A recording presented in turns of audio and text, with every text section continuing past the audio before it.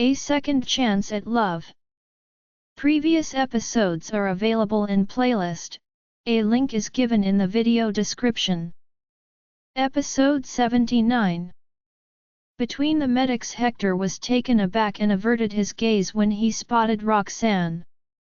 Noticing his demeanor, Roxanne approached him proactively, took over the forestand from Alan, and observed that the foredrip was almost finished. "You are?" Alan was caught off guard by her action. "I'm a friend of the Damaris family. You can leave old Mr. Damaris to me," Roxanne replied as she bobbed her head in assurance. Alan nodded in response as there was nothing he could do for Hector anymore. He loosened his grip and reminded Hector to take good care of himself. With that, he turned and went back to the law firm. Meanwhile, Hector was engulfed with guilt and couldn't bear to face Roxanne. "Ms. Jarvis, Jack has wronged you. It almost took your life, and you have suffered greatly from it. He deserves to be punished. I'm sorry that there is nothing much I can do to compensate you." He spoke in a choked voice, the sincerity in his apology clear. Seeing how dispirited and helpless Hector looked, Roxanne couldn't help but feel sympathy for him. She stepped forward and supported him. Then, she shook her head and said, "I won't forgive Jack for what he did, but this has nothing to do with you, old Mr. Damaris. I came today because I know you had a relapse. I'm afraid you'll have a staggering hospital bill, so I prepared some medicine for you. I hope you'll accept this, old Mr. Damaris." Surprised by her kindness, Hector was rendered speechless. He lifted his gaze, stunned, as his hands trembled involuntarily. I can't accept it. A member of the Damaris family almost killed you, Ms. Jarvis. We have done terrible things to you. Why would you repay enmity with kindness?" Tears began to fill Hector's eyes. "Old Mr. Damaris, you have made many contributions to the medical field of our country and saved many lives. You have dedicated your life to medicine and never considered gaining anything in return. Therefore, my actions now have nothing to do with the Damaris family. I am only expressing my gratitude to a senior in my field as a physician." Roxanne expressed herself frankly while carefully supporting Hector as they walked a few steps forward. When she realized the foredrip was all gone, she quickly removed the needle and dealt with it professionally. Hector fell into a trance at her words and gazed into the distance. "Old Mr. Damaris, I'm assuming there's not much money left on you as the police must have frozen your family's assets. That's why I've prepared some money after considering you'll need treatment fees in the future. Please accept it," Roxanne said. As she spoke, she took out a bank card from her bag. Then, she added, "The password is simple. Be sure to remember it." Cerulean needle technique still worried, Roxanne gave Hector her phone number.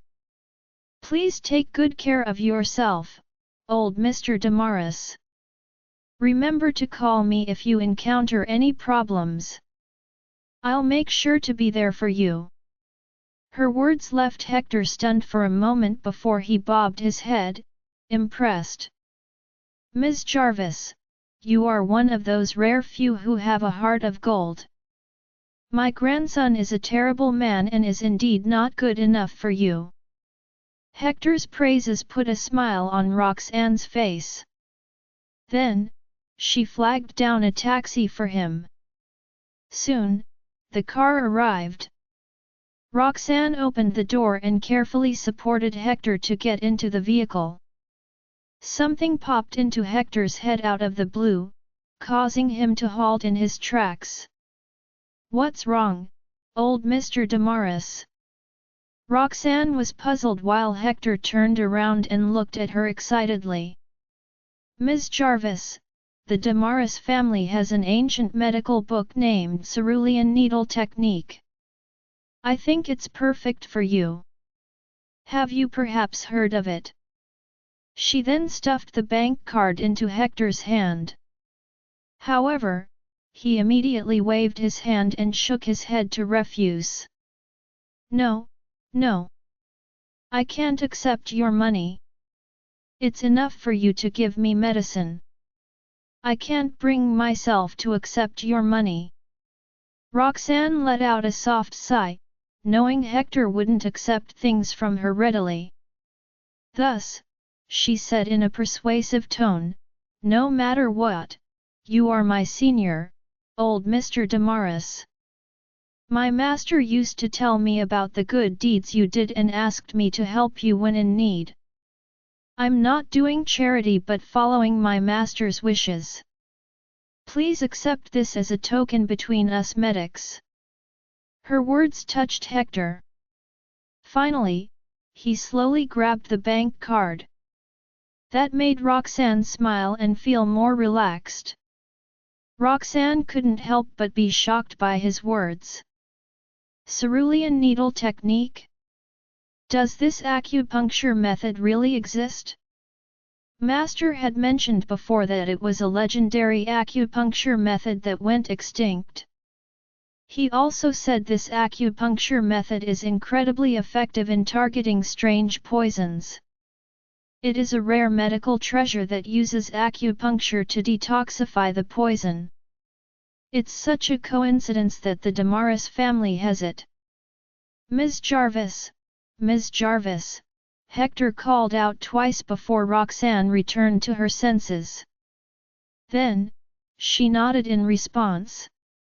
Yes, I've heard of it. Of course, I have. My master said it is an ancient medicine book that is very hard to acquire. Your master is right. It is, indeed. But it's a waste for this book to be in the Damaris family since it requires the person practicing the acupuncture method to be a female. Females tend to focus on skills and have more subtle control of their strength. This is something males are unable to do. That's the reason I've left the book untouched all these years. Ms. Jarvis, if you're interested, I can give it to you. What do you think? Hector sounded calm as if he was only offering her a small gift. Meanwhile, Roxanne was dumbfounded by his words. Are you sure? She did not try to conceal her excitement and longing. It's an ancient medicine book. On top of that, it's the cerulean needle technique. Of course. I'm thankful for your help, Ms. Jarvis. Besides, you're a talented physician. I'm sure it'll be appropriate to give it to you. A smile finally crept onto Hector's face when he saw Roxanne's reaction.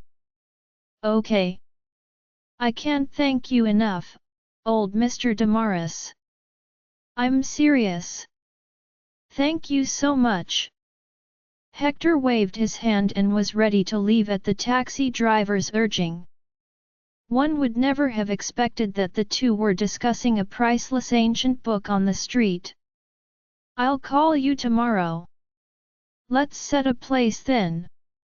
I'll give it to you personally. After Hector made his promise, Roxanne was overjoyed and nodded in agreement. Pulling a trick on Estella soon, it was the weekend. The weather was clear, and there were constant breezes. It was the perfect weather for an outing.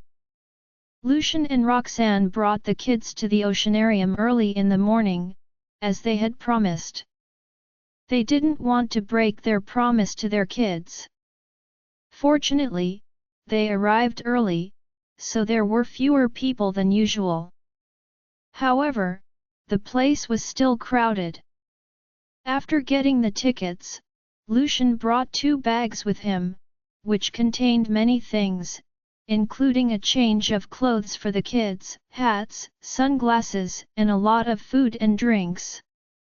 He wasn't worried about the food at the oceanarium being pricey. Instead, he and Roxanne didn't want the kids to have the food there since hygiene was not guaranteed. Even though the bags were slightly heavy, Lucian was more than willing to carry them. Put on some sunscreen, darling. The sun will hurt your skin. As soon as they entered the oceanarium, Lucian started to look after her well-being. Roxanne glanced at him with a smile, noticing his temperament had changed drastically lately. He was not as cold and aloof as he was before. The kids were excited and were discussing which animal to visit first. Roxanne couldn't calm down even after watching Hector leave.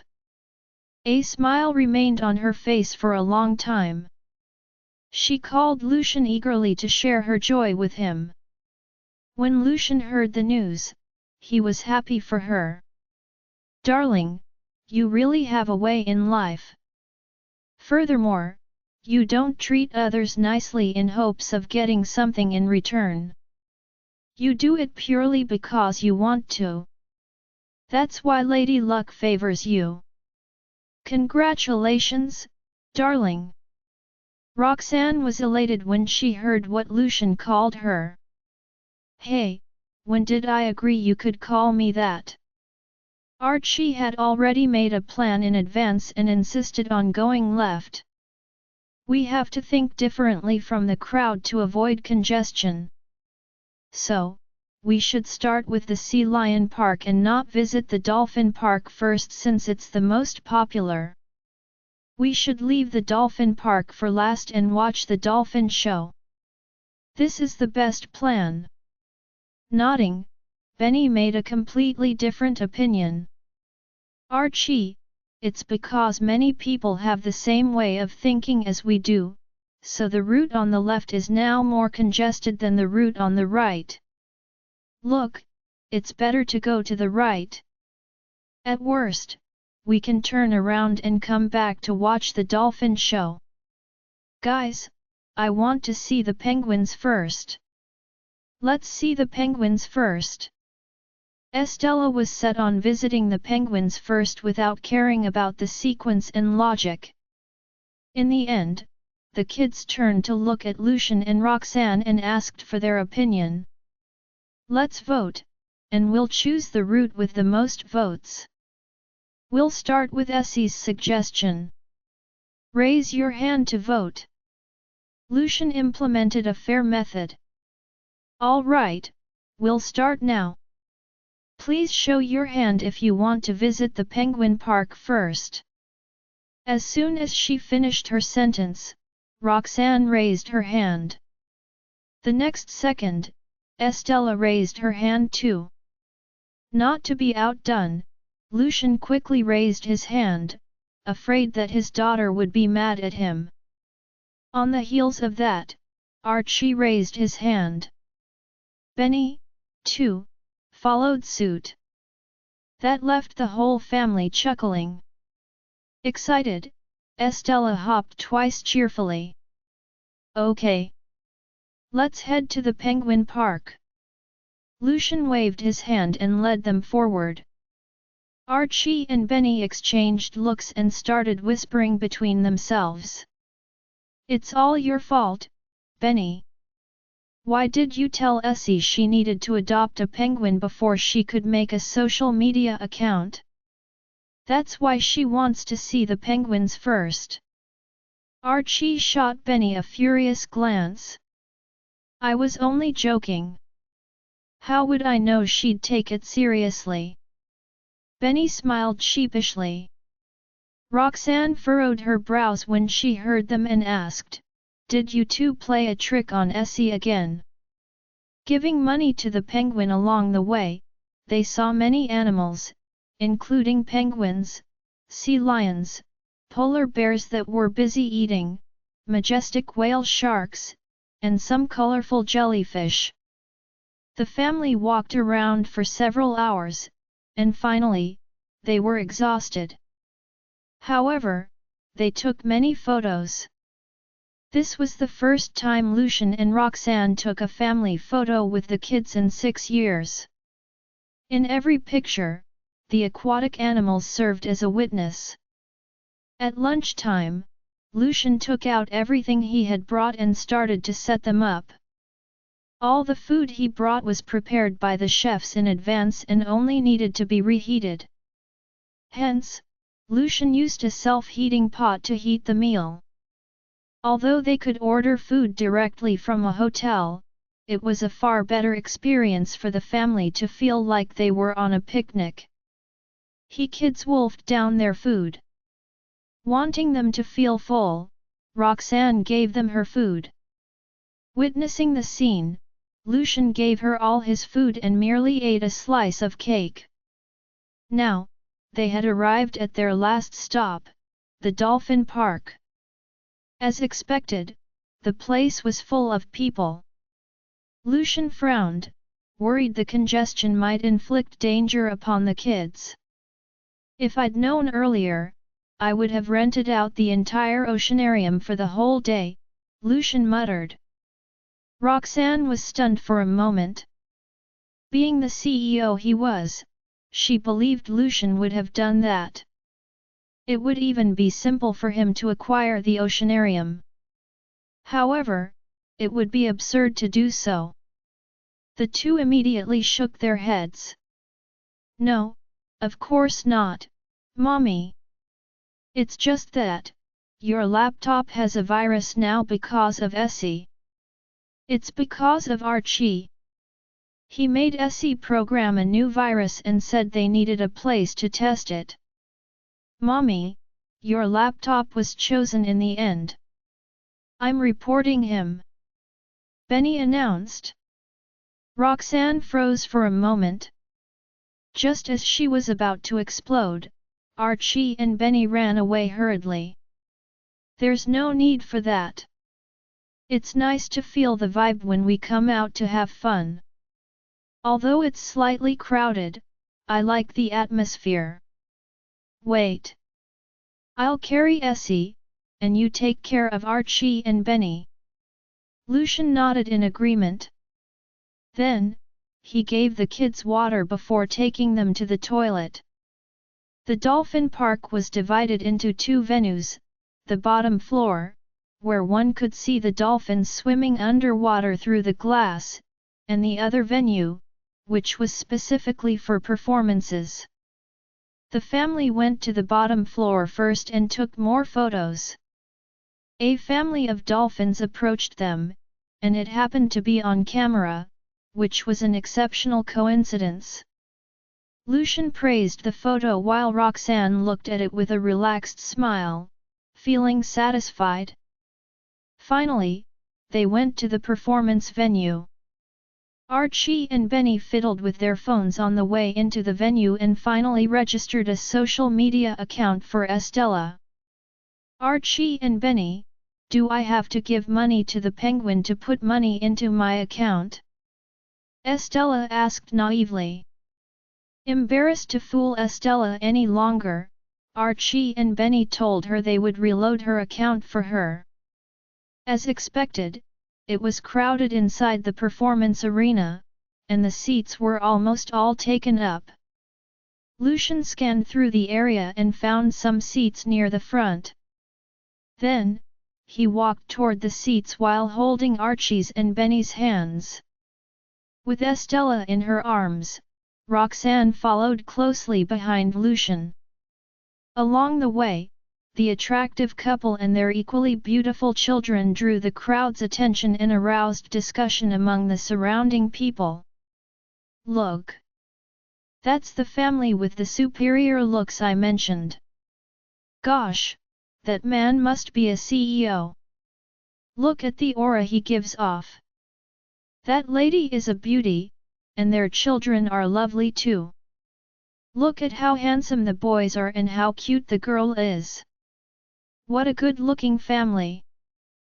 That man must be the CEO of Farwell Group, Lucian Farwell.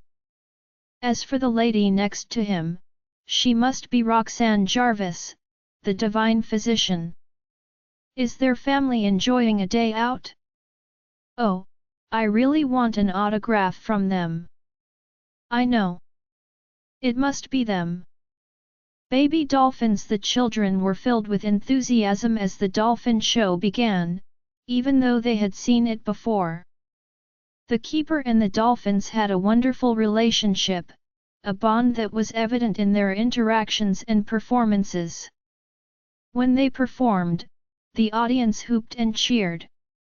The dolphins were captivatingly adorable as they kept making gentle splashes with their fins, drenching the first row of the audience. The children in the audience couldn't help but wave to the dolphins, and the dolphins seemed to respond to the kids' interest in them, swimming closer to the audience obediently. Estella giggled in delight when she finally got to touch a dolphin. "Daddy, Mommy, its head is really soft." The little dolphin made a joyful, high-pitched sound that seemed to be a greeting of sorts for Estella. Estella immediately began to communicate with the little dolphin. "Little dolphin, come here. They are my brothers. You should get to know them, too." Archie and Benny rose to their feet and made their way toward Estella. As they approached, they hesitantly reached out their hands to make contact with the small creature. Its parents were floating some distance away and seemed unconcerned with the presence of the two boys. "It's wonderful to see how much the dolphin loves the children," the keeper said encouragingly. "It's so wonderful to see the connection between humans and animals. Let us remember that sea animals, too, are part of our world, and we must do our best to protect and care for them as members of our family." Right then, a kid behind the triplets inched nearer eagerly. "Daddy, I'd like to touch the baby dolphin, too." A middle-aged, overweight man cast a disapproving glance at Lucian and Roxanne before addressing them in a curt, unfriendly manner. "I heard some gossip that they were divorced, and both had children. What's happening now? Could it be that those 3 children all belong to them? Can you ask your children to step aside so that other children can also have the opportunity to touch the baby dolphin?" Lucian's brows furrowed as he gave the man an icy look. The latter was taken aback by his reaction. Roxanne quickly replied, "I'm sorry, but we chose to sit here." "You must have chosen not to sit in the front row as you're afraid of getting splashed by the dolphins, right? However, now that you want to interact with the animal, it might not be as willing to do so with your child." The overweight man froze awkwardly. Nevertheless, he refused to back down and shot Roxanne a vicious glare. Lucian noticed his reaction. "If he continues being unreasonable, I'll make sure he regrets doing this." The performance had a time limit. As the baby dolphin obviously seemed reluctant to part with the children, the keeper had an idea and asked, "The baby dolphin is going to perform next. Would you be brave enough to join it?" "Okay. I'll do it." Estella agreed readily. Archie and Benny turned over their shoulders to receive their parents' consent before nodding at the keeper. "All right. Let us welcome the 3 children on stage to perform together with our baby dolphin. Please give them a round of applause." At once, thunderous applause reverberated across the hall. The audience was not simply clapping out of politeness, as the triplets were so incredibly cute that they had charmed their way into the hearts of everyone present. All of a sudden, an unexpected voice pierced the air, belonging to the overweight man. He exclaimed, "I believe that since this is a game, my son should be able to take part too." You won't discriminate against him, right? He was indirectly admitting to the fact that his son wasn't as good-looking as the triplets. An awkward look crossed the keeper's face. He was apprehensive that the son of the overweight man, who was older than the triplets, could potentially spook the baby dolphin, resulting in unwanted trouble. The overweight child shouted in excitement, "I can work together with the baby dolphin. I promise that I won't hurt it, so everything should be fine." With that, he strode over the seats and made his way to the pool. The keeper had no choice but to give in. "Yes, you can join us, but please make sure to follow my instructions." "You can do that, right?" Narrow miss. The baby dolphin's performance began. The audience was incredibly understanding of the baby dolphin as it was still young. It was not required to perform any complex maneuvers and only had to warm up the scene. However, the baby dolphin seemed incredibly eager because of the triplets' presence today. The triplets and the plump boy stood in a row, waiting for the baby dolphin's first performance. "Kids, be prepared. The baby dolphin will glide past you quickly," the keeper told them. He then made a hand signal, and the baby dolphin immediately responded by swimming away from the children. It had to swim further in order to gain greater speed and power to be able to slide its body on the shore. "All the best, baby dolphin," Estella said with a beaming smile as she waved her hands enthusiastically, wishing the baby dolphin good luck. Archie and Benny had positioned themselves on either side of Estella, with Archie standing at the front and Benny at the back. Archie was the first in line, followed by Estella and then Benny. Benny turned around to take a look at the self-satisfied, overweight boy standing behind them. "What are you looking at, stupid boy?" the plump boy sneered. The keeper gave a hand signal and the baby dolphin reacted with a loud, joyous shout. With a determined vigor, it began swimming energetically across the pool. Swoosh, swoosh, swoosh. The fat kid patted his chest as a look of contempt spread across his features. "It's just a baby dolphin," he said reassuringly, "I won't hurt it, so it's fine." He turned over his shoulder to glance at his father, who stood there with an air of superiority. His father puffed out his chest arrogantly and shot Lucian and Roxanne a mocking look. A few seconds later, the baby dolphin burst out of the water, heading to the kids. After gracefully maneuvering past Archie's right side, the animal swiftly changed direction, and with equal agility, veered past Estella's left. Its agile movements continued as it gracefully turned once more, effortlessly gliding past Benny's right side. Its speed was surprisingly fast. The audience was pleasantly surprised when it exceeded their expectations. The crowd couldn't help but be impressed and soon broke into wild applause. Finally, the baby dolphin adjusted its body to glide past the overweight boy's left. However, the boy's gaze turned cold as he suddenly shifted, ready to face the baby dolphin head-on. Everyone blanched in horror at the sight, as it meant that the baby dolphin would directly hit the plump boy. If it was another child, everyone would worry that the kid would get hurt. Nevertheless, the plump boy seemed to weigh about 80 pounds, which was a typical weight for an adult. The baby dolphin weighed around 30 to 40 pounds, so it would definitely get hurt in the collision. Suddenly, Archie spun on his heels and pounced onto the overweight child at lightning speed. Shocked, Estella shut her eyes, not daring to watch the scene.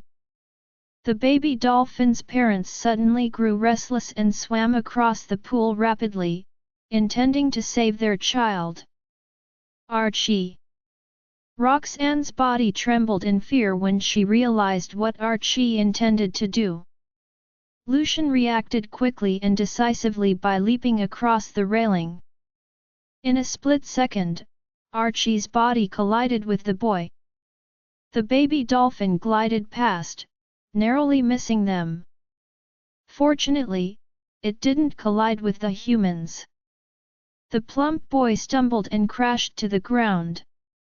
At the same time, the baby dolphin's parents arrived by the side of the pool and leaped into the air, aiming for the overweight boy. Lucian acted swiftly, snatching Archie up in his arms before the latter had the chance to fall to the ground. The keeper was initially stunned, but he quickly regained his composure and reprimanded the adult dolphins sternly so they wouldn't harm the plump boy. "Who do you think you are, Archie?" Estella quickly ran over to Lucian. Lucian flung his arms around her as he was afraid the baby dolphin's parents would violently attack anyone in sight. Benny was quick enough to stand behind Estella to protect her. He stayed close to Lucian and asked, "Archie, are you all right?" Archie nodded to indicate that he was fine. However, his gaze remained fixed on that overweight kid. The keeper's reprimand proved effective, for the baby dolphin's parents stopped trying to attack them. Otherwise, the overweight child could potentially be at risk, for the force of impact from the collision could be enough to cause his bones to fracture. The overweight kid was planning on yelling at Archie, but the two adult dolphins caused his entire body to become rigid with fear. "Daddy! Daddy!" he screamed in terror.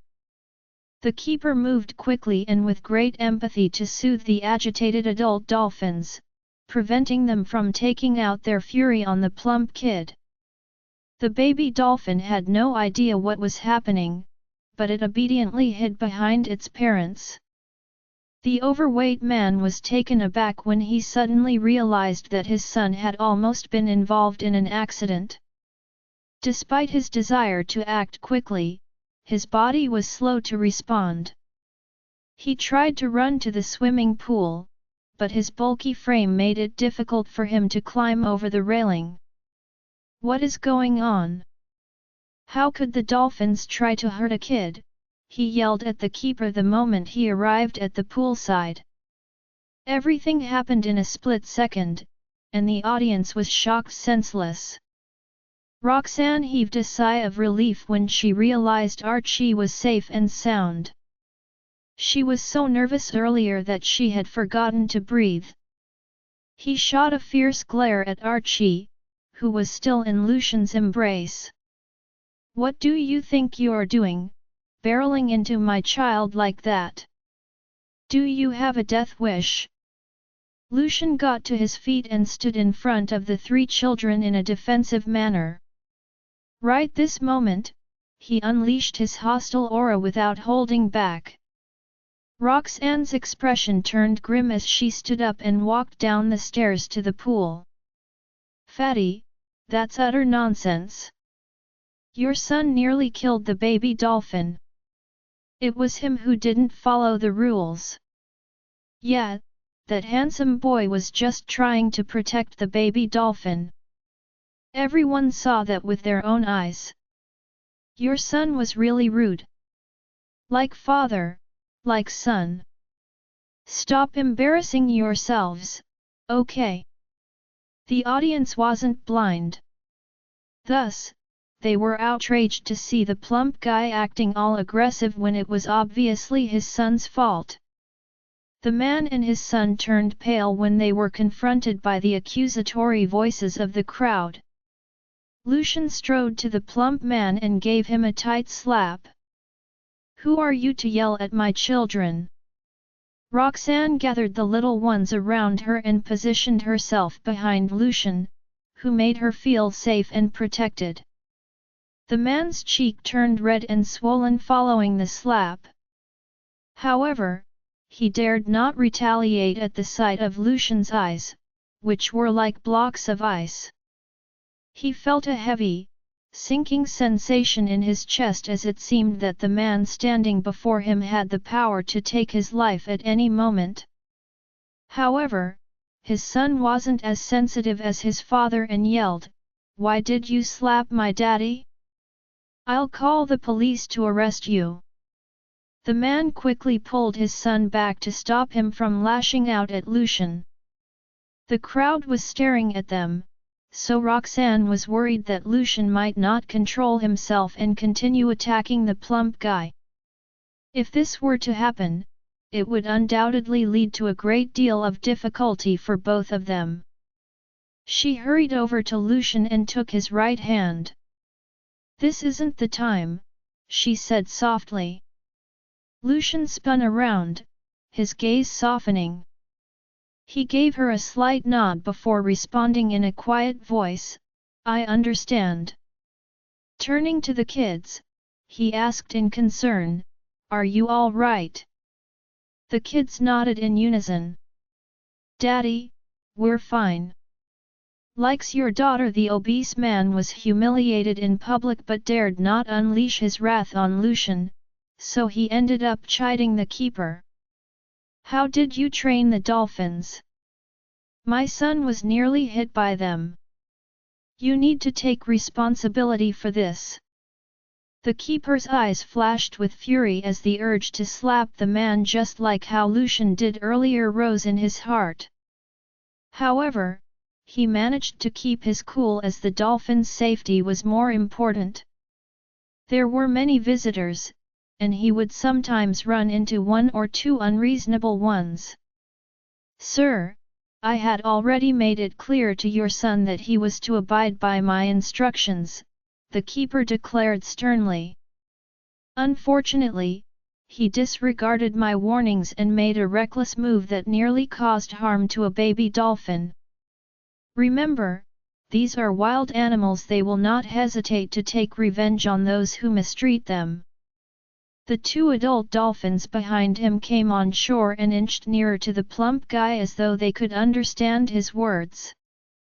The overweight man might be overweight, but he was less than 200 pounds, so two adult dolphins were strong enough to send him flying. Both father and son blanched in horror.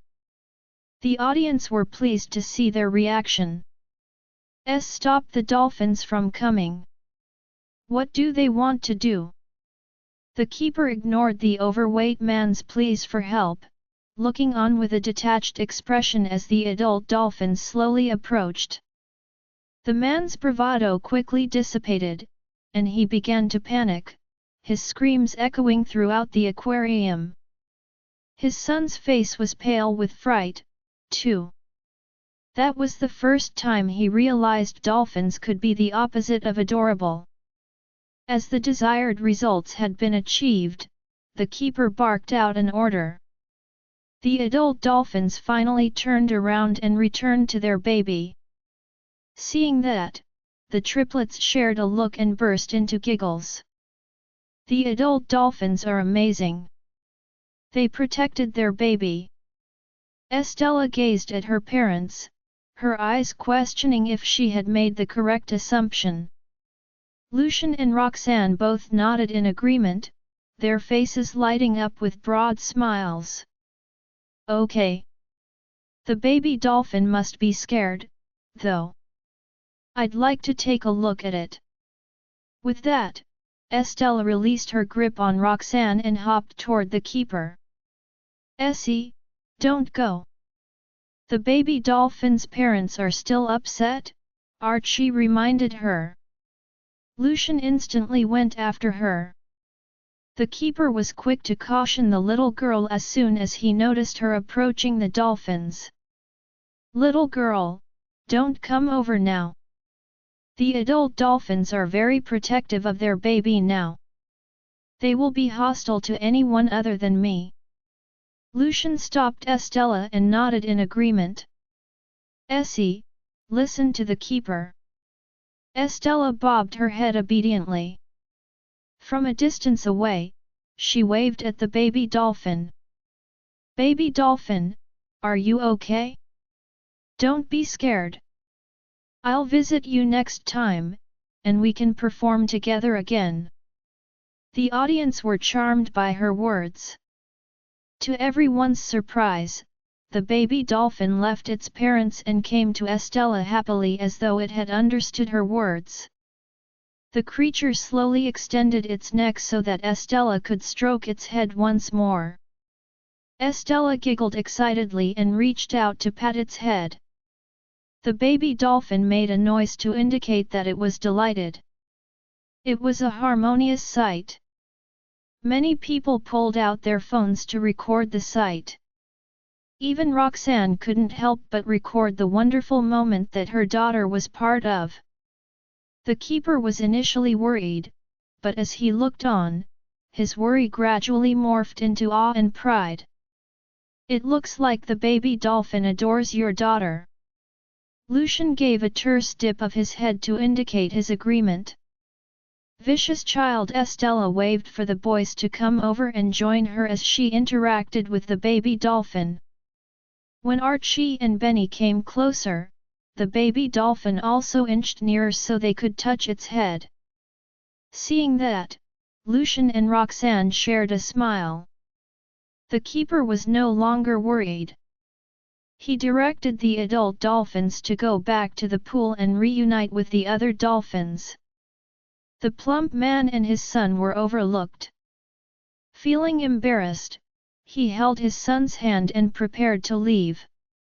However, his son was still staring at the baby dolphin in a hostile manner. "Daddy, that's just an animal. Why do so many people like it?" The boy spat angrily.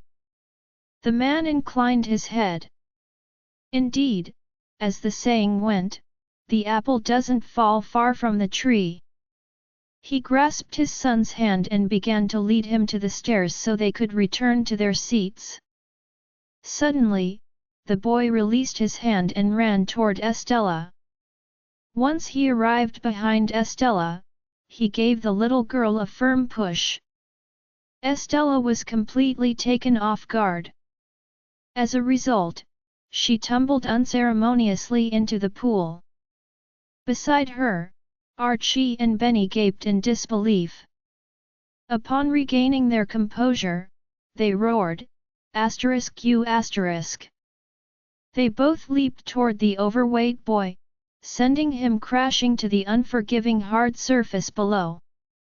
Lucian and Roxanne didn't expect this to happen. "SE!" Roxanne screamed in fear. She leaped into the pool right after Estella landed in the water. His brows were furrowed with worry as he kept his gaze focused on the adult dolphins, dreading the possibility that they could misinterpret Estella's presence and become aggressive. Luckily, that didn't happen.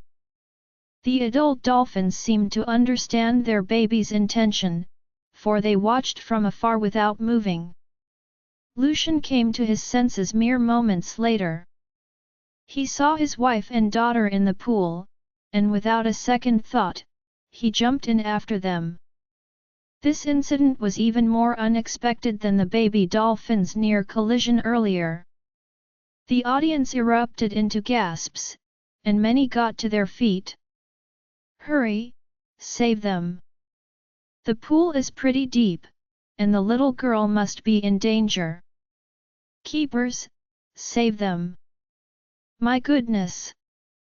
What a vicious boy! How could he push someone into the pool?" Some people left their seats and ran down the stairs. In the pool, Estella sputtered and coughed, swallowing 2 mouthfuls of water. She soon felt her mother's arms around her. Roxanne couldn't swim as her arms were around Estella. Even so, her mind was focused solely on keeping the little girl safe. She was in desperate peril, rapidly sinking beneath the surface, but despite her own danger, she managed to lift Estella out of the water. Estella inhaled deeply, only to be met with an immediate fit of coughing. Roxanne's body continued sinking. She felt a burning sensation as the air in her lungs was rapidly exhausted. Her mind was starting to buzz when Lucian's figure appeared beside her. He flung his arms around her and pulled her upward. Finally, the keepers jumped into the pool and took Estella from Roxanne. "Ma'am, please release your hands. We'll bring her to shore safely." The voice talking to her came from above the surface, and Roxanne couldn't hear it clearly. However, she could feel Estella being lifted from her palms. Lucian was still tugging her upward, so she could finally swim after her hands were freed.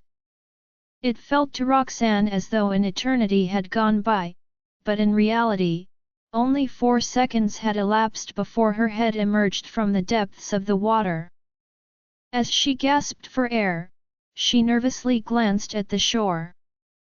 The sight of Estella being pulled ashore by many helpful visitors made her relax. Suddenly, she felt something moving behind her. Turning around, she glanced around anxiously. "Where is Lucian? Where is he?" she demanded.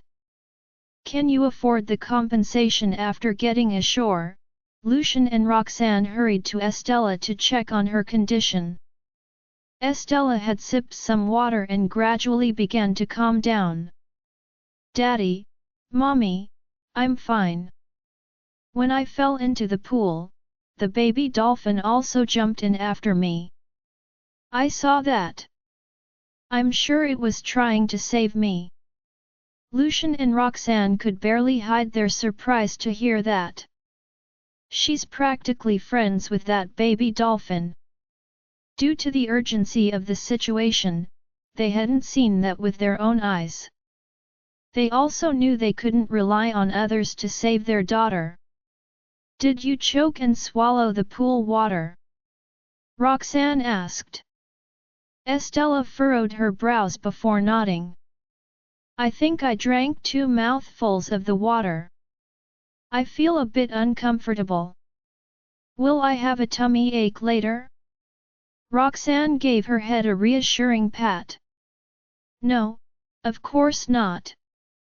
I'm a doctor, so trust me. You'll just have to take a few pills to kill the bacteria, that's all." Archie and Benny hung their heads, ready to be reprimanded for their actions. "Daddy, Mommy, we're sorry for failing to protect Essie." Lucian got to his knees and hugged them. "No, that wasn't your fault. It was a sudden situation, and you did a good job pinning that boy down. Had you not been able to do that, he would have pushed you both, too. If that were to happen, we wouldn't be able to save you all." Roxanne felt bad for them and quickly comforted them. "That's right. Archie, Benny, you did nothing wrong. Even if you jumped into the water, you wouldn't be able to save Essie. Saving her is our responsibility as adults." Right then, Lucian's handsome face emerged in front of her. He extended his arms and embraced her tightly, fearful that she would slip back beneath the water's surface without the strength to resurface. At the same time, he darted a look to the shore. When he saw that Estella had been saved, the anxiety in his heart faded away. "We won't blame you for this."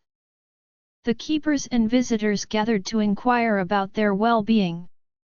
Lucian and Roxanne felt a surge of anger when they recalled who the culprit was. "Where is the plump kid?" Roxanne demanded. It was the first time in her life that she had ever despised a child this much. Lucian's expression was as dark as thunder. What a ruthless boy! How could he put someone else's life at stake? The overweight man and his son were currently surrounded by an angry crowd, who hurled insults and curses at them. As Lucian and Roxanne approached, the crowd parted. Roxanne immediately discovered that the boy wasn't repentant at all, as there was a smug look in his gaze. Nevertheless, she also noticed that his nose was bleeding. "Daddy, Mommy, Benny, and I hit him," Archie admitted. To his surprise, Lucian praised him. "Good job. Someone like him deserves to be punished. You did the right thing by hitting him. It's fine." The overweight man had no idea his son would cause trouble for him. When he saw Roxanne and Lucian approaching him, he apologized readily. "It was completely my son's fault, and I'm sorry for that. Please, let me make it up to you in any way I can. I'm willing to compensate you with any amount you deem necessary." Before he could add more, Lucian delivered a vicious kick to the man, sending him tumbling to the ground. "Compensate? Can you afford to compensate us?" Lucian's gaze sent a chill down the man's spine. Roxanne's face hardened as she gritted her teeth and spoke in a tone laced with frost. "Look how smug your son is. It's a wonder how you were able to raise such a complete piece of trash." She couldn't control her feelings, as it was her first time seeing such an evil kid. If they weren't in public, she would have given the boy 2 forceful slaps without hesitation. Refuses to let it go. Compensation? Fatty, are you insane? Do you know that this is Mr. Lucian Farwell, the chairman of Farwell Group? How do you intend to compensate him? Fatso, you're in so much trouble today. What an insolent brat you have! You're definitely asking for trouble. Has anyone informed the police yet? I think there will be no need to do that. Just push his son into the pool and let the dolphins have some fun with him." Before Lucian and Roxanne could do anything, the crowd became agitated and was ready to deal with that pair of recalcitrant father and son. When the fat man heard their scolding, he got so frightened that his face turned pale. Glancing at his son, he exploded with anger when he noticed the ignorant expression on the boy. The man then gave his son a few hard smacks on his head. "You brat! Are you trying to get me into trouble? Who told you to push the girl into the water?" Just my luck, not only did the man scold his son, but he also hit and kicked the boy. The plump child began to howl in pain. Unfortunately, no one took pity and felt sorry for the boy. Some people even egged the father on and told him to hit harder. After all, the child needed to be taught a lesson. Just then, a very guilty-looking keeper walked up to Lucian and Roxanne. The keeper then apologized. "Sir, Madam, I'm genuinely very sorry. I was the one who invited your children to the performance. That's how everyone got into trouble. This is our fault. How can we make it up to you?" Roxanne shook her head. "This isn't your fault. It's all because of this man and his son. Since you have already called the police, we'll let them handle this matter." She then tugged at Lucian and whispered, "If the police handle it, they will probably ask them to apologize to us and offer a little compensation. That child is underage, after all. But, I just can't let it go like that." "That's right. We can't just let them off so easily," uttered Lucian coldly. Soon, the police showed up. They looked through the surveillance cameras and figured out the happenings. Both the father and son were taken away by the police. Lucian and Roxanne took the children and prepared to head to the police station as well to help with the investigation. Just as Roxanne had anticipated, an incident that involved children's bad behavior would not end up well. However, Lucian gave Caden a phone call when they were outside the police station. He then took Roxanne and the children back to the hotel so that they could shower and have a change of clothes. Lucian and Roxanne waited till the police called them before they went to the station.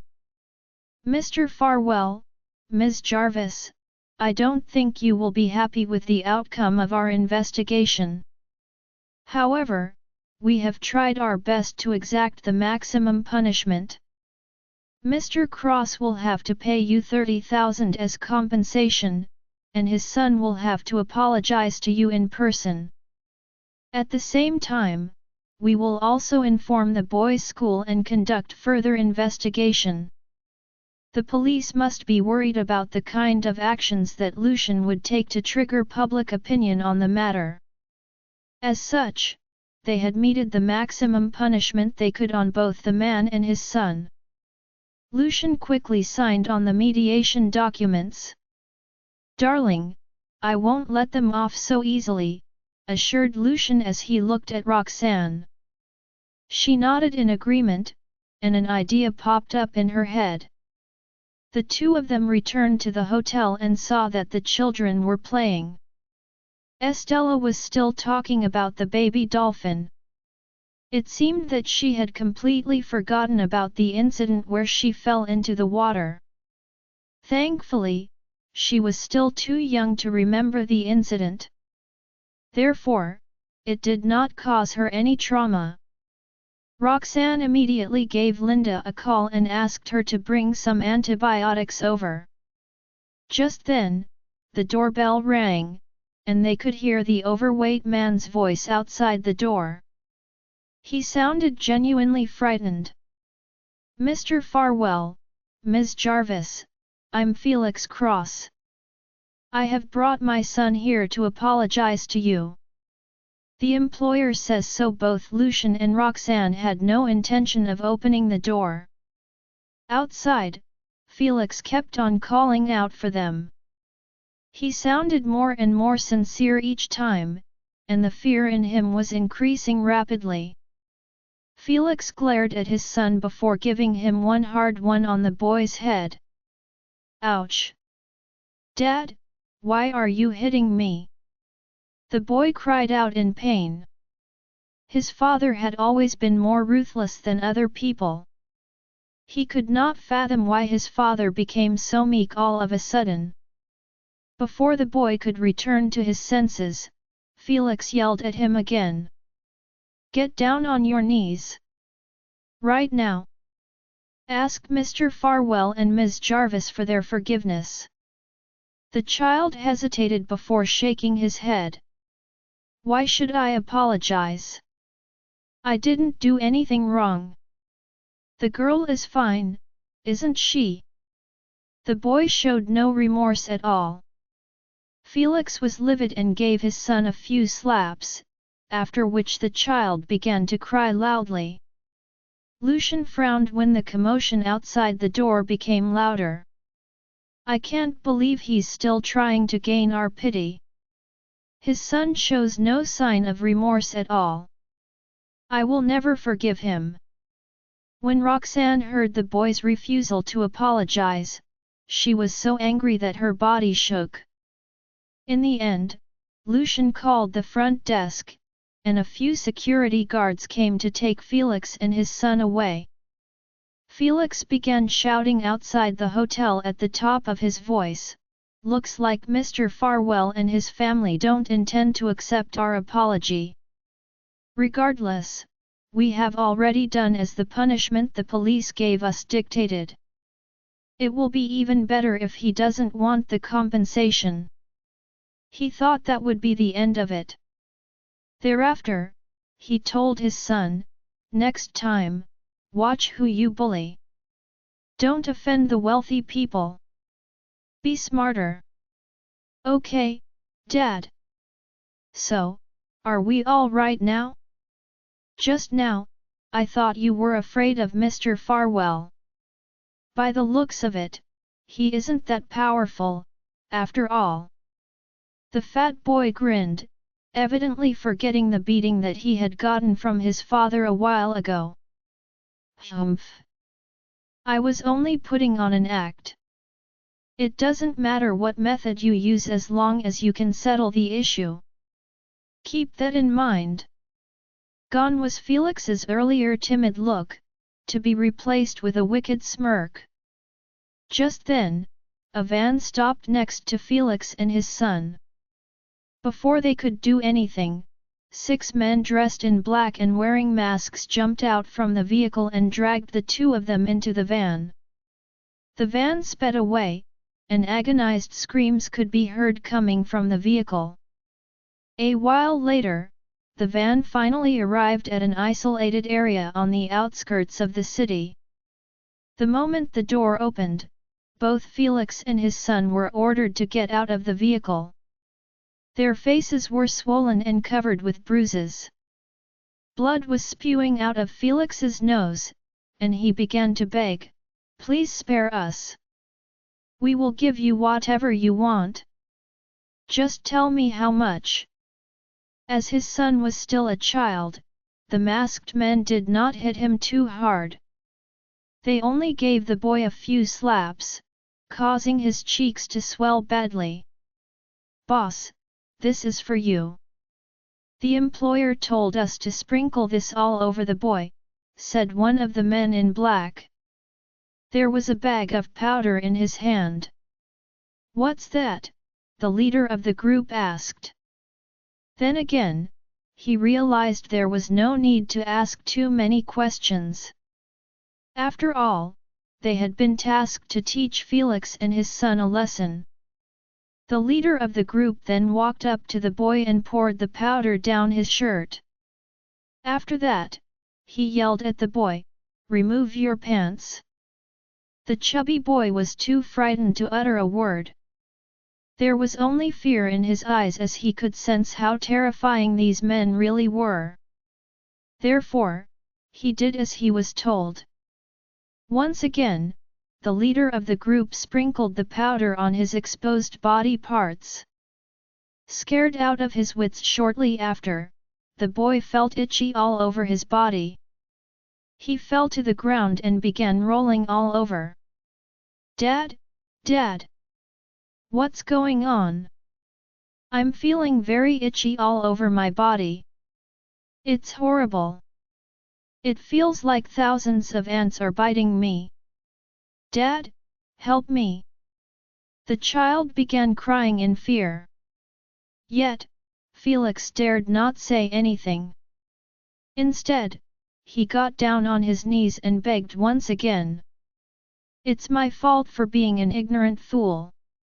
Both my son and I know that we have done wrong. We offended someone we shouldn't have.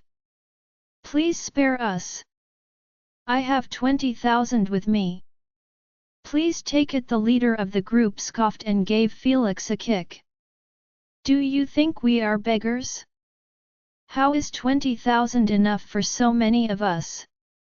Stop begging. There's a pit over there.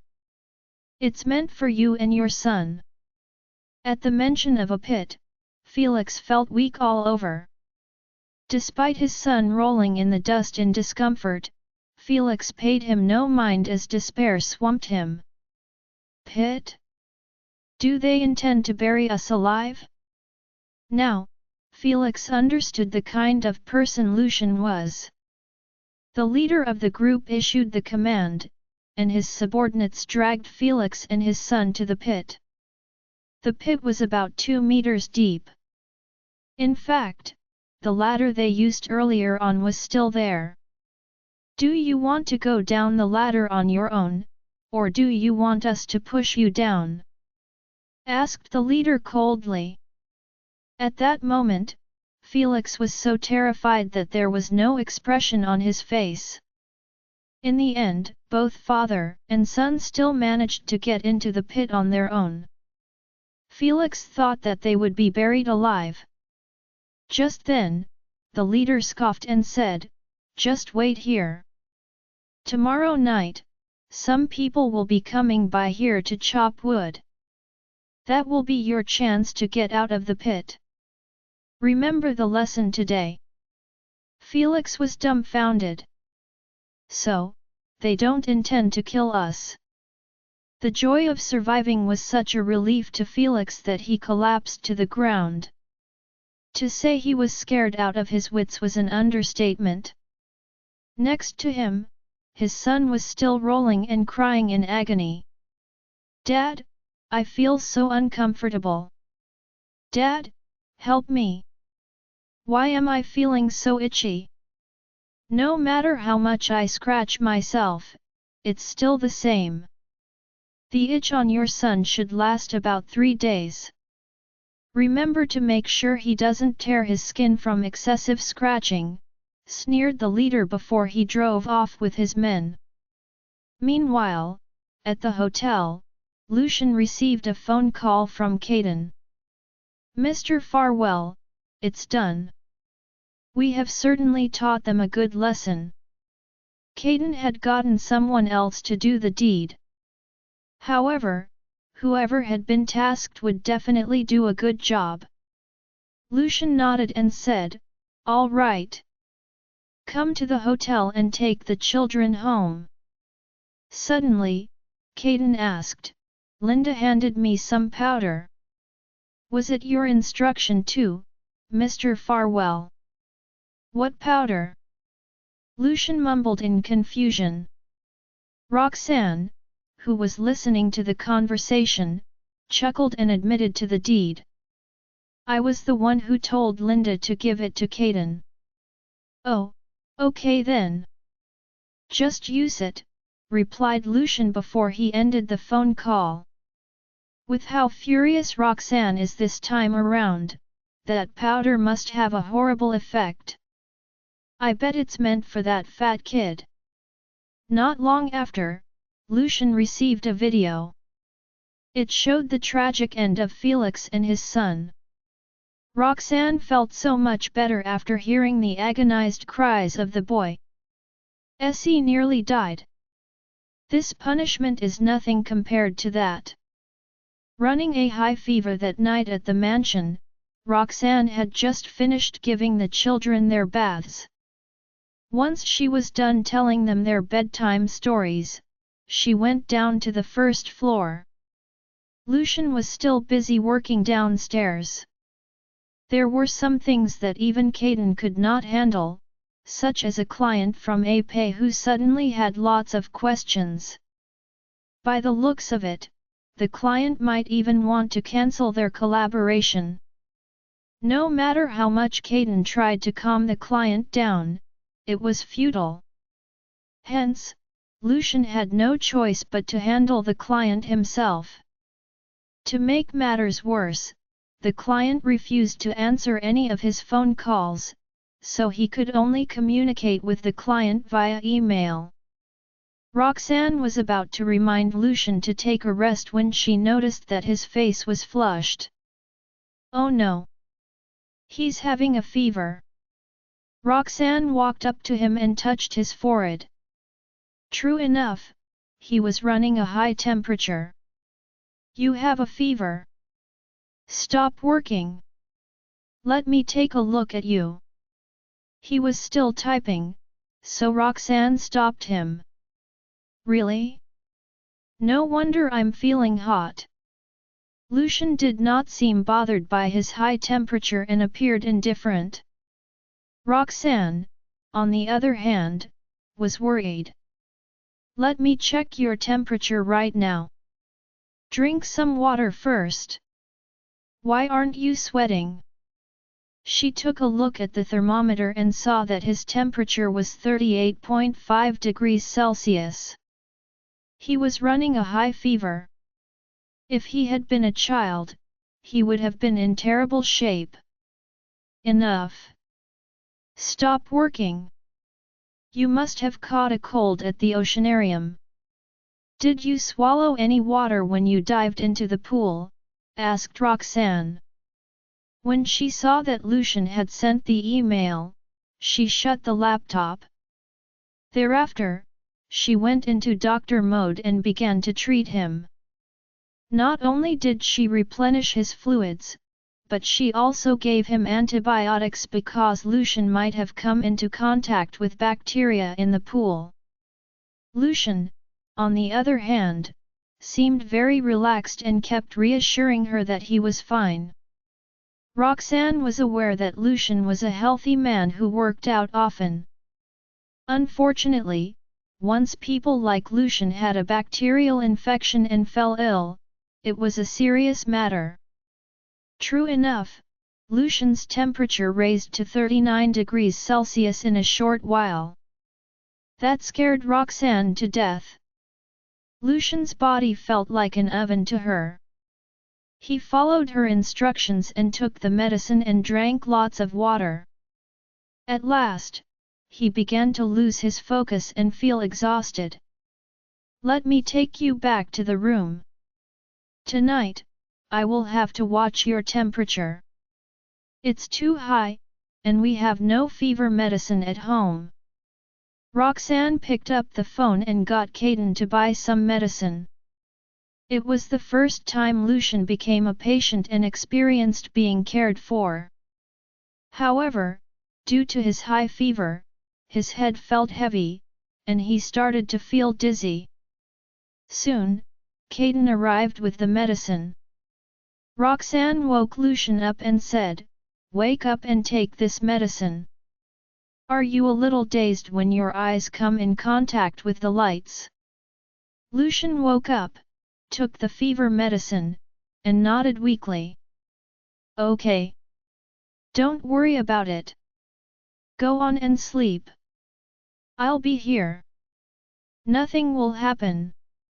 Your temperature will return to normal very soon." Roxanne spoke very gently before she reached out and held Lucian's hand, which was still very hot. All the while, she did not let go of his hand. At the same time, she would check his temperature with her left hand every now and then. The medicine worked very quickly.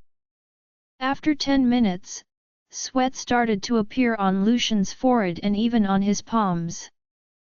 In fact, he was perspiring all over his body. However, Roxanne dared not let her guard down. Lowering his temperature was only a temporary measure.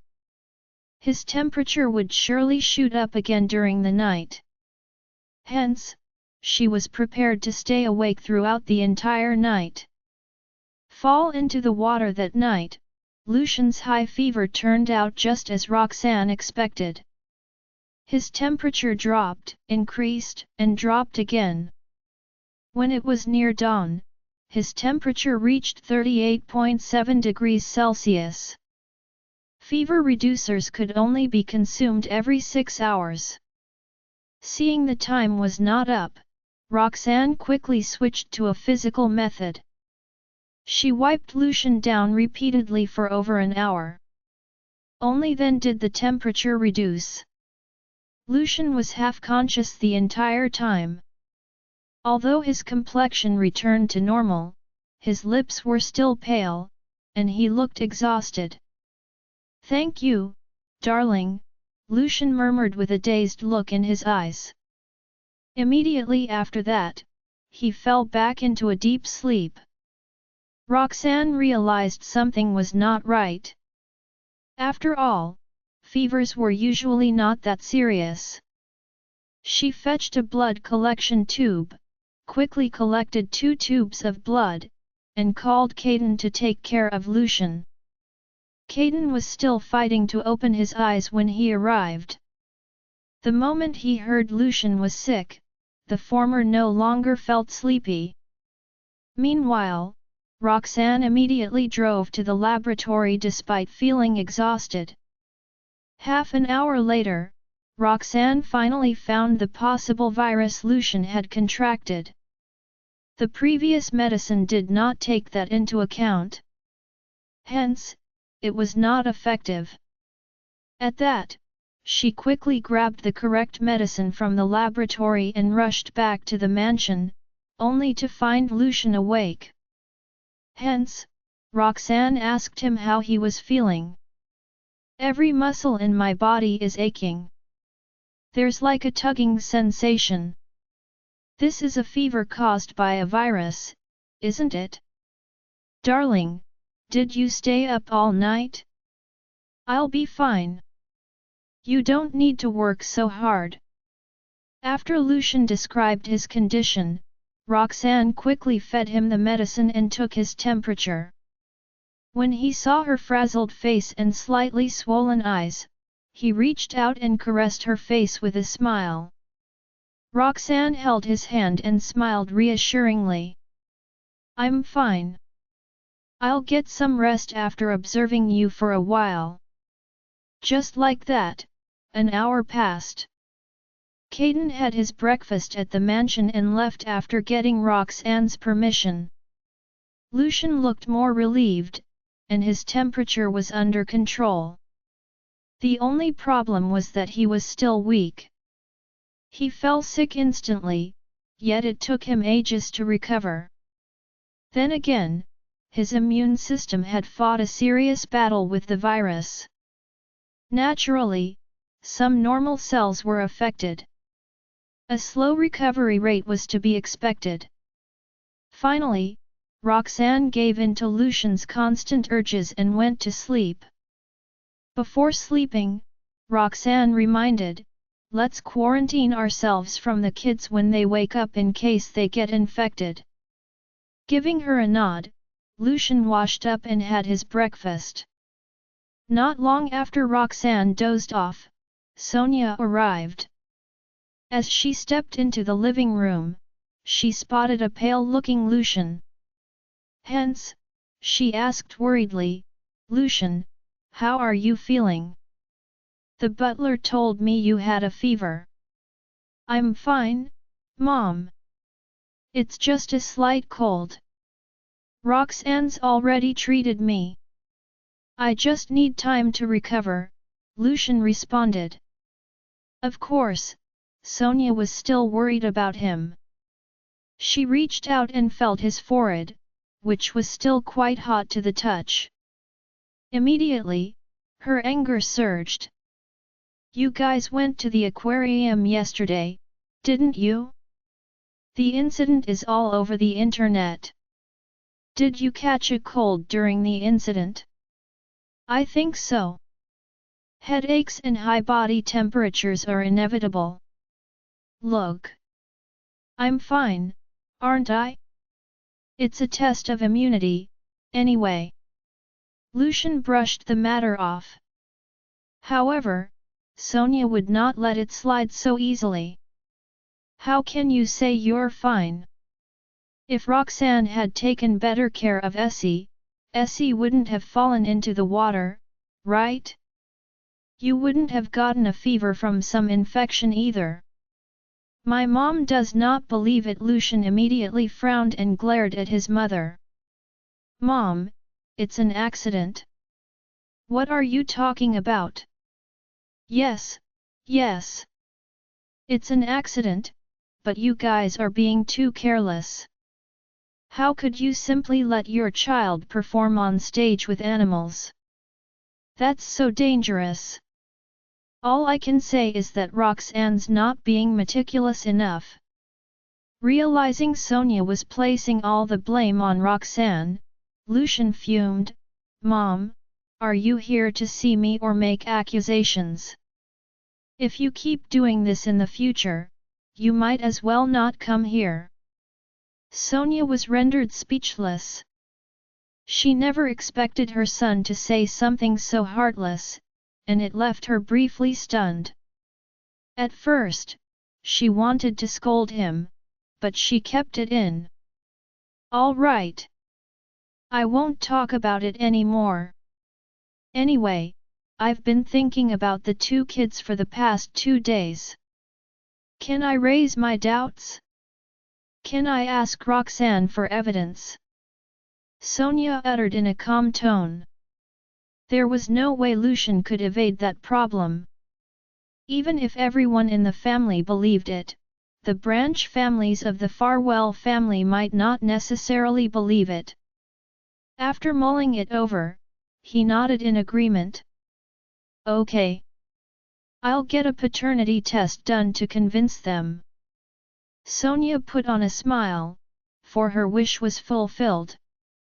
She did not believe the kids were illusions. She was sure Roxanne had bewitched him. After that, Lucian persuaded Sonia to leave by using his exhaustion as an excuse. When the children were awake, Lucian distanced himself from them. He also informed them about his sickness and told them not to get close to him. Mommy's sleeping now because she stayed up last night to take care of me. Please be quiet today and do not make any noise, okay? Archie, I'll need you to take care of your siblings. The trio nodded obediently. You must be feeling uncomfortable, too. Please get some rest. That way, you'll recover faster, Estella urged. That's right. If there's anything you need, you can let us know. We can help take care of you as well, said Archie and Benny. Indeed, Lucian was tired. He had been so busy since Roxanne got poisoned that he had not gotten enough rest. After informing the butlers and housekeepers, he retired to his room. Roxanne was already sound asleep, lying on the bed in a lazy yet cute position. Seeing that, Lucian pulled the blanket over her before lying down. By the time he opened his eyes again, she was taking his temperature. She looked haggard. Why are you awake? You didn't sleep for long. Why don't you rest more? Asked Lucian. Roxanne focused on reading the thermometer. When she confirmed Lucian's temperature was within the normal range, she felt a sense of relief. She then helped him up and fed him the medicine. A minor accident happened at the research institute. Some impurities were added to the medicines for rheumatism during the manufacturing process. What's weird is that the medicinal effects increased. That's why old Mr. Lomax contacted me right away.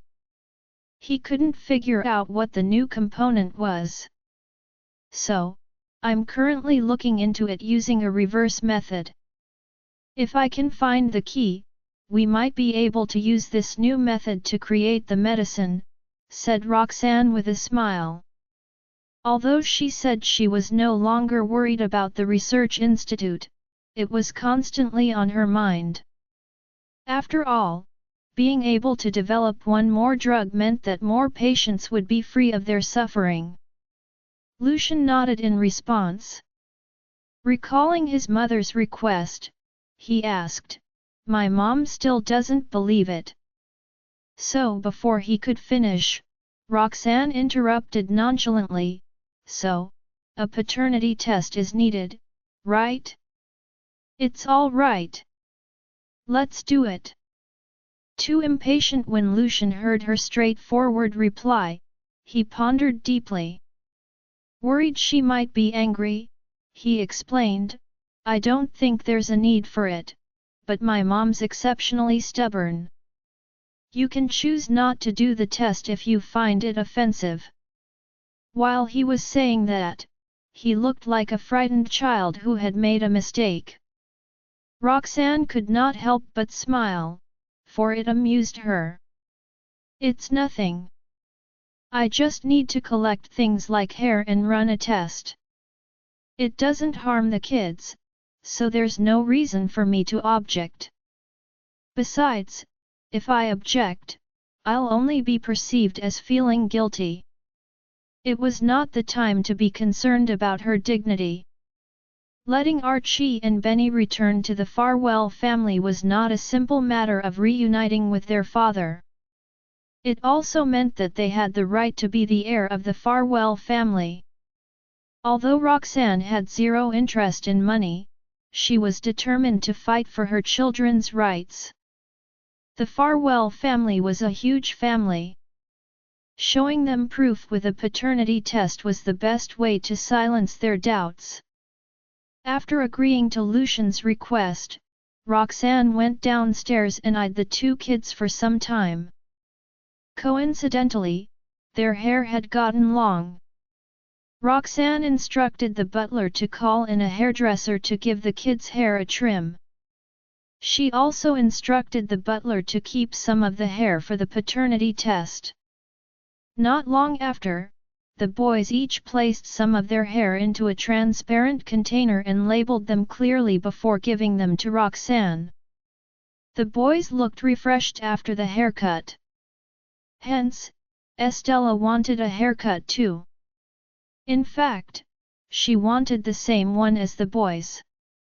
It took a lot of complimenting from the hairdresser to convince Estella that there was no need for it. When Roxanne handed the containers to Lucian, he observed her reaction cautiously. Sure enough, she was not mad. Hence, he plucked some of his hair and stored them in a separate container. Ah! I'm getting old. These hairs came off the moment I pulled them. Do you think I'll become bald in the future? Asked Lucian, sounding worried. Roxanne chuckled in amusement. She grabbed his hair and tugged at it gently. Finally, she assured him, "You should be fine. You have hair falling and growing naturally. If you're really worried, I can take 2 strands of hair and get them tested at the lab to find out if there's any problem." Her serious expression made Lucian realize she was not joking. Thus, he nodded and plucked out 2 strands of hair for her. Roxanne carefully wrapped them up in a piece of tissue to get them tested at the research institute. It did not take long for the hair samples to be delivered to the Farwell main residence by Caden. In fact, Sonia never expected Lucian to get things done so quickly after agreeing to her request. She quickly contacted a medical testing company bought over by Farwell Group to get someone to run paternity tests on the hair. Meanwhile, Elias smoked a couple of cigarettes without saying anything the entire time. "You're just too impatient. Even if you didn't bring it up, Lucian would definitely do it. You're only making him upset by doing this," remarked Elias. However, Sonia struggled to contain her anger. The paternity test is going to be done sooner or later. So what if I become the evil mother-in-law? Roxanne doesn't even see me as an elder, anyway. She's already moved in with Lucian, but she never paid us a visit here. Clearly, she doesn't respect us, responded Sonia angrily. Sighing, Elias said, "She's only been here for a few days. She might not be sure. Besides, we were the ones who wronged her back then." Lost for words meanwhile, in the living room of the Queen residence, Jonathan scowled when he saw his sister return in a drunken state, reeking of alcohol. He berated, "What on earth are you doing, Frida? I've given you the authority to manage all the companies supplying medicinal herbs as you asked. Yet, I'm hearing people telling me you never even stepped foot into the company. You're just constantly drunk. Ugh. It looks like I was wrong about you." His tone was laced with disappointment, frustration, and anger. Raising a brow, Frida flashed a smile in a daze. "What do you mean? This is how I manage the company. Who do you think I'm having drinks with? Shut up if you don't know anything." She never intended to follow her brother's style of doing things, in which he constantly looked serious and abided by his principles. "Do you think these medicinal herbs suppliers are easy to talk to? You have no idea how much that bastard Jack paid them. That's why they have the audacity to exaggerate the medicine's effects and raise the price. I'm only drinking to help save the cost and help the company earn." At first, Frida was delighted to take over the medicinal herbs suppliers, thinking she had gotten a good prospect that could make money. In reality, it was a huge mess. After making an inspection, she realized each company's person in charge did not obey her. In fact, they were only pretending to do so. Some were even planning to start a new business elsewhere. If she did not ask Sean for advice, who told her to deal with the people in charge using the ways of the industry, she would not have found a breakthrough. Thankfully, each drinking session bore fruits. She was close to unifying the companies. "Must you accompany them to have meals and drinks? Don't forget who you are. You represent the Queen family." After giving it some thought, Jonathan still believed that it was not the best solution. "Yes, yes. I represent the Queen family. Tisk. I have nothing to say to you. Forget it. Let's just mind our own business."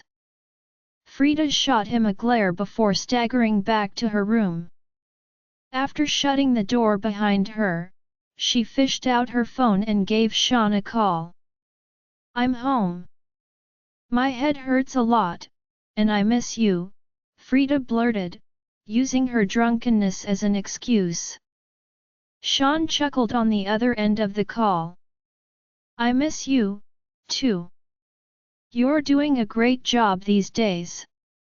You managed to settle things without using a lot of money. As expected of the woman I fancy." His praises put a smile on Frida's face. It made her forget the uncomfortable feeling of being drunk. "Get some rest. Our plan will gradually be realized," said Sean.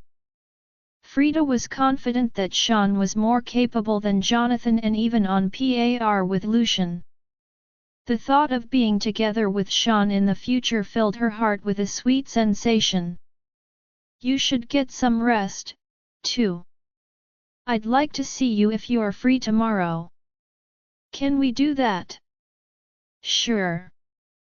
See you tomorrow, then. Good night." With that, Sean hung up the call without hesitation. His straightforwardness was what Frida liked about him. Smiling blissfully, she lay on her bed and dozed off. Meanwhile, in the mansion on the mountain, Sean put down his phone and shifted his gaze to the blonde man with blue eyes standing in front of him. "Mr. Paolo, I've offered you all the conditions I can offer. It's definitely better than what Lucian offers. Truth be told, your response these days has aroused his suspicion. That's why this is the best time for us to collaborate. Please consider it carefully." Paolo was an important client of Farwell Group from APE. At the same time, he was someone who had caused Lucian a lot of trouble recently. Smiling, he answered in broken Canaan, "Yes, the conditions you offered are great. I have no problem with it, but let's see what arrangements you've made for tonight." Sean immediately came to a realization. Paolo was known for being a lustful person. "Okay. It's already arranged and is on the way to the hotel. I hope you enjoy yourself tonight, Mr. Paolo." With that, Sean stood up and instructed the driver to send Paolo back to the hotel. A more intimate position at around 9:30 that night, Elias had finished drinking his coffee and was about to head to the Farwell residence's study to practice some calligraphy when a car suddenly pulled up at the courtyard. Sonia rose to her feet. It was the person she had been waiting for.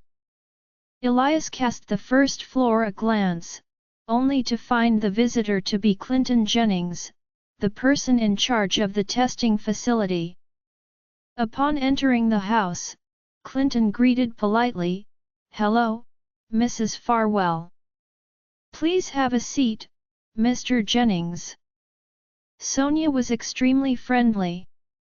She even served him a cup of coffee. Her gestures made him fearful, and he quickly offered, "If there's anything you need, Mrs. Farwell, please let me know. I'll do my best to fulfill your requests." As the person in charge of the testing facility, Clinton knew full well that purchasing their company was nothing to Farwell Group. A small testing facility was nothing in comparison to the powerful Farwell Group. In fact, he only met Lucian once, which was the day when the agreement of purchase was signed. Hence, Clinton was at a loss when he heard that Lucian's mother wanted to see him. He initially thought of bringing a gift. However, he figured Sonia might not like the gift he bought in a hurry. Hence, he decided to show up empty-handed rather than become a laughingstock. "Calm down. It's nothing serious," Sonia reassured with a smile when she saw how rigid he was. Bobbing his head, Clinton took a sip of coffee and said, "What do you need, Mrs. Farwell? Did you receive the materials for the test that night?" asked Sonia. "Yes." Immediately, Sonia's gaze hardened and grew solemn. "Those are the hairs of Lucian's boys. It's for the paternity test. Do you understand what I'm talking about?" Clinton instantly understood what she meant. "Yes, Mrs. Farwell. I'll contact you once the results are out," Clinton promised. With that, he finished the cup of coffee and praised the fragrance. Only after drinking a second cup of coffee did he leave with a bright smile. Sonia, too, felt more at ease. No matter what the results were going to be, she had enough time to prepare herself. Of course, it would be best if Lucian and the boys were not related. "Lucian will be thankful to me for exposing Roxanne. I bet she'll have an interesting ending." Even if the children were Lucian's, there was no need to panic. After all, the result was not final as long as she had Clinton. Meanwhile, an uneasy feeling bubbled in Elias' heart as he watched Sonia from the study. After a brief hesitation, he picked up his phone and sent a text. Lucian's temperature was no longer showing any oddities. He even devoured the oatmeal Roxanne prepared for him. "I've been sleeping the whole day. And now, I don't feel sleepy anymore. I'm a little worried, though.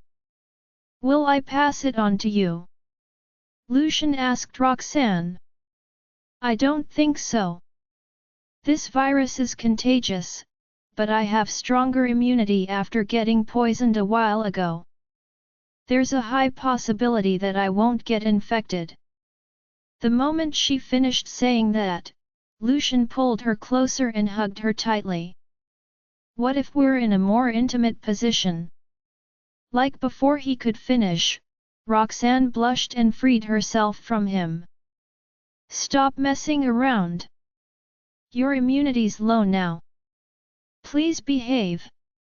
Roxanne could not believe Lucian could be so greedy all the time. However, Lucian was so thick-skinned that he was not the slightest bit embarrassed. He only grinned maliciously, "I can't help it. I misbehave when it's you I'm with." With that, he hugged her again. The results are out usually. Paternity results took about 3 days to be out. However, Clinton ordered his employees to work overtime so the results would be out early the next morning. The results read, in line with the laws of genetics. The probability of paternity is 99.9%. Clinton went into deep thought when he read the results. What kind of results does Mrs. Farwell want? I have a feeling she wants a different result. If not, she wouldn't have met up with me in private. She would have been fine with the normal results. Pondering momentarily, he quickly gave Sonia a call.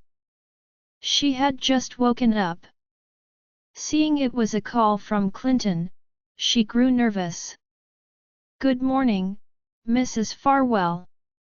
This is Clinton. The paternity results are out. Quick! Tell me the results. Are those boys Lucian's? Asked Sonia impatiently. Clinton paused for a moment and reread the description of the test. Finally, he concluded, this result shows a positive relationship. The two boys are Mr. Farwell's kids. Sonia froze for a moment, unwilling to believe what she heard. Recovering from the shock, Sonia questioned anxiously, how's that possible? Could you guys have made a mistake? Is there a chance that the result's wrong? Mrs. Farwell, the instruments used are the latest. Even our staff's standards are the best in Chinara. There's no way this is a mistake, answered Clinton. His words shattered Sonia's last hope. Hearing that, Sonia hung up hastily, ignoring Clinton, who was waiting on the phone for further instructions.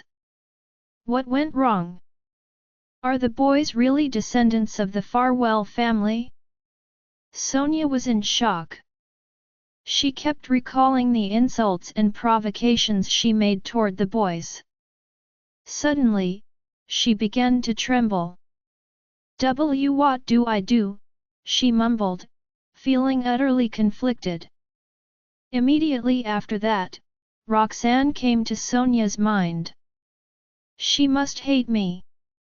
No, can't accept this. Even if they're my grandchildren, now's not the time to acknowledge them. Lucian will never forgive me. After giving it some thought, Sonia called Clinton again. Listen here. Keep the original result and create another copy for me. Do you understand what I'm saying? I'll reward you with 10 million. No one else must know about this, Sonia ordered.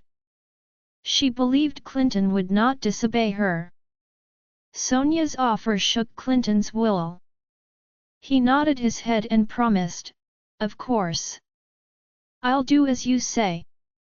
During the afternoon, Lucian woke up from his nap in the living room and saw Roxanne exiting the kitchen with the dishes she had just prepared. I figured you'd wake up this house, so I took some time to cook for you.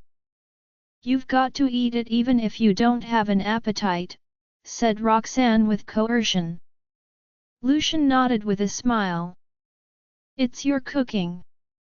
How could I not have the appetite to eat it? I'll definitely finish it. Putting down the plates, Roxanne slid her hand up his forehead to make sure his temperature was fine. She then examined his complexion. Open your mouth. Let me see your tongue. Lucian did as told. He opened his mouth to let her examine his tongue. You recovered quite quickly. You aren't feeling exhausted anymore, are you? Roxanne studied him with a concerned gaze.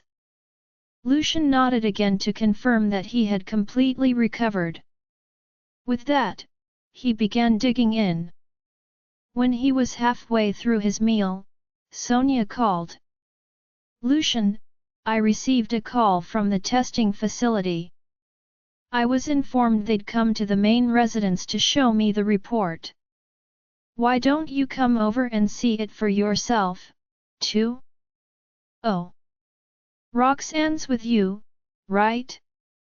Bring her along, 2. Sonia pretended to sound calm for fear that Lucian might notice something unusual. Interesting expression. Once Lucian finished his food, he brought Roxanne to the Farwell main residence. Roxanne visited the house 6 years ago.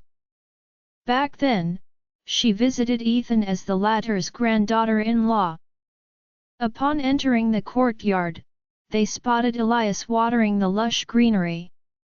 Seeing Lucian had brought Roxanne home this time, Elias greeted her with a broad smile. "Hello, Mr. Farwell," greeted Roxanne with a friendly tone. After all, the way Elias treated the boys made her feel at ease. "Dad, I'm here to wait for the paternity test results."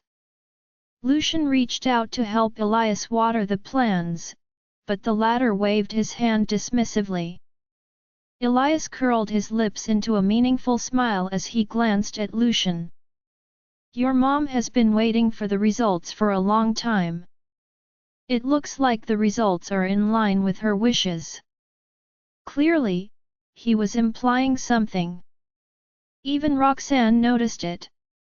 Of course, Lucian understood Elias' warning, and he gave the latter an affirmative gaze.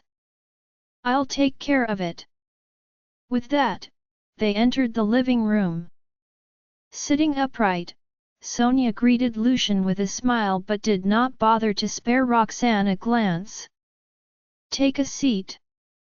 The person in charge of the testing facility will be here soon," informed Sonia while stealing glances at Roxanne to check the latter's reaction. Roxanne was calm.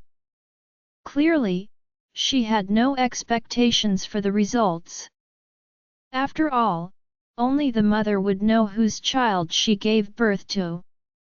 It was only natural for her to have such absolute confidence. Nonetheless, Sonia was eager to find out what kind of interesting expression Roxanne would have when she found out the boys were not Lucian's children. Sonia made Lucian his favorite coffee and served him a cup. However, she did not give one to Roxanne. Sonia simply said, "Ms. Jarvis, you're sitting quite far away. Please serve yourself a cup." Roxanne nodded, answering, "It's okay. I don't have the habit of drinking coffee." Immediately, Lucian shot Sonia a look before pouring a cup for Roxanne. Sonia could not help but pull a face.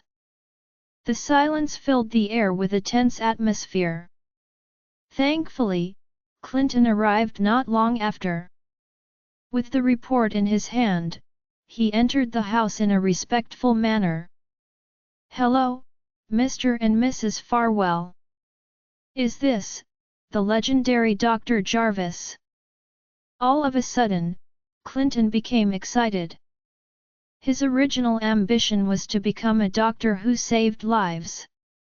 Sadly, his dream did not come true. Instead, he got into the bioassay industry.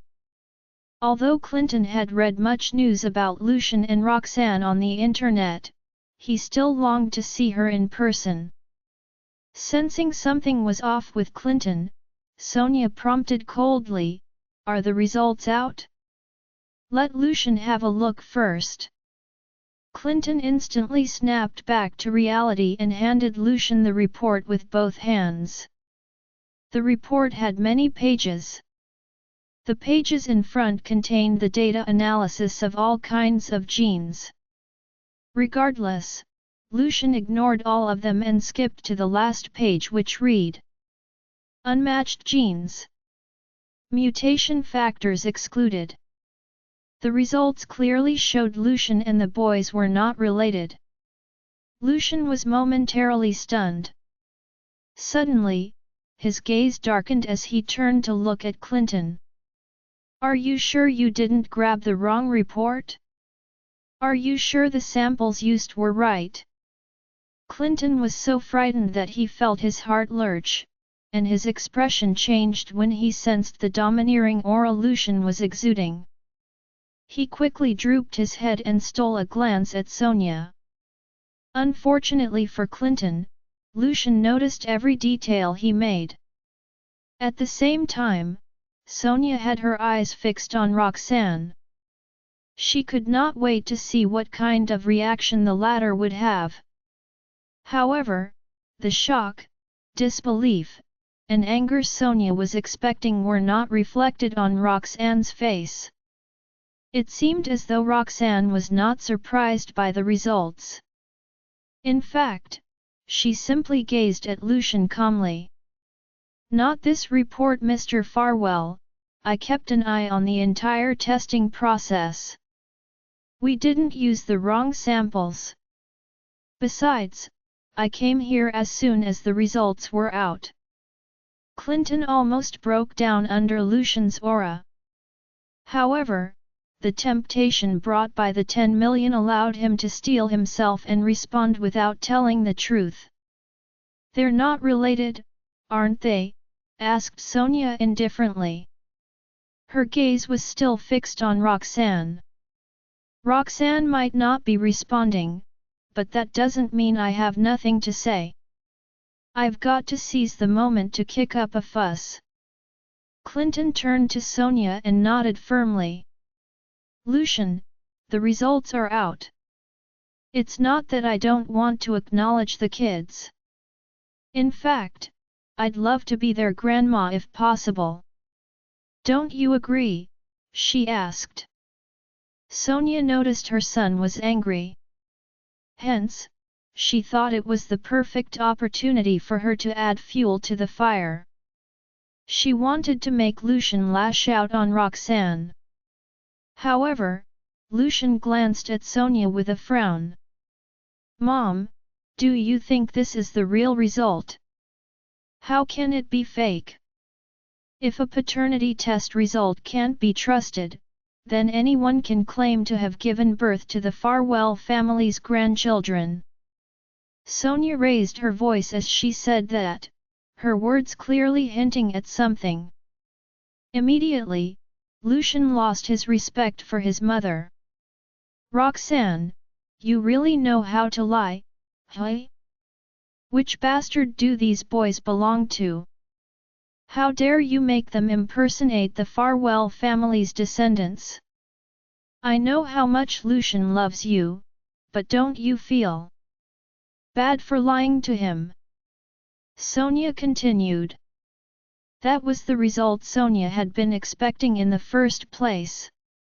She wanted to use the opportunity to humiliate Roxanne and make Lucian hate the latter. Roxanne was stunned. She was utterly disappointed in her mother-in-law. At that, she glanced at Lucian. As expected, his eyes were filled with disappointment that was hard to describe.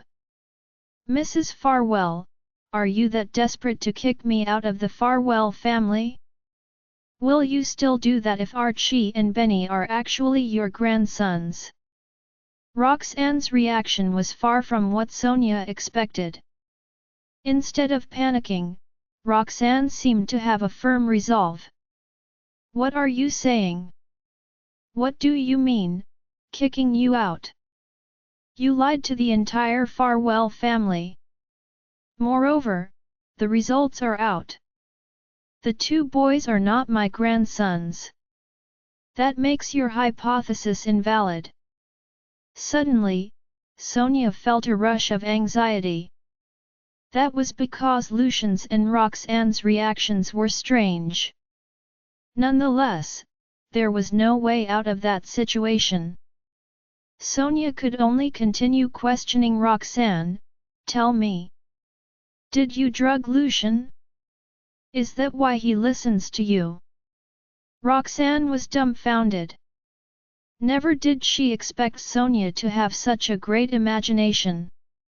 Suddenly, Lucian rose to his feet and yelled, "Enough!" His voice terrified both Sonia and Clinton. In fact, the latter's legs began trembling. "Clinton, one more lie from you, and I'll send you to jail. This is an occupational crime." Lucian turned sideways and glared daggers at Clinton without a change in his expression. Clinton was paralyzed with fear. Even his tongue got twisted. Mr. Farwell. I was wrong. This is not the real report. When Sonia heard Clinton admitting the truth, her expression froze, her eyes widened, and her lips twitched in frustration.